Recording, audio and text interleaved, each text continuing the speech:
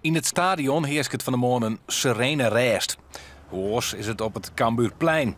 Er wordt nog volop nijpraat over de pikante transfer van Lodewegers en hoe het de nij zou uit de hand in de koer bij de laatste training voor de wedstrijd in Utrecht.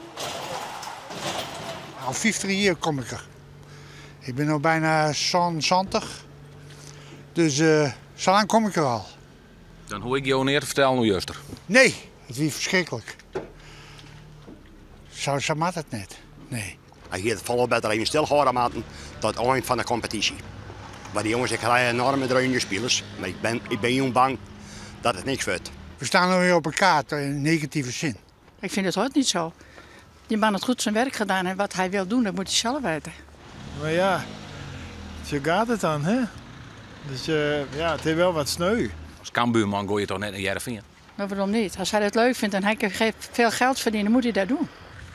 Ben je net bang voor je imago's-keer? Nee, ben ik daar bang voor. Het was al heel goed en er was geen reuring in de club net. Alles ging goed en dan ga je dit weg. Goddamme, ik zeg, er is altijd wat.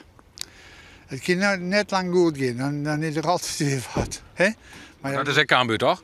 ja, die heeft bij Cambuur, maar we willen het leven net.